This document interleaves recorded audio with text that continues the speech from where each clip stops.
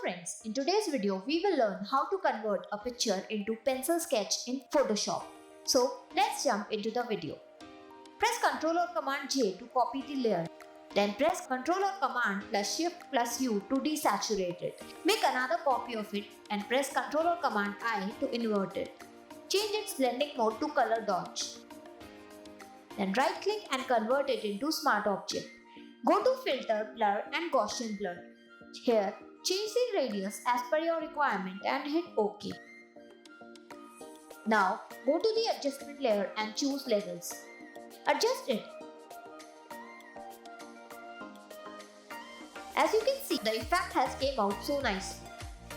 Now select all the layers by pressing Ctrl or Command plus Alt or Option plus Shift plus E to bring it all to a new layer. Now let's add a background to it.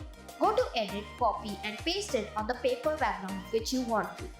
Adjust it by pressing Ctrl or Command T. Change its blending mode to multiply. Create a clipping mask if you want to make its edges soft.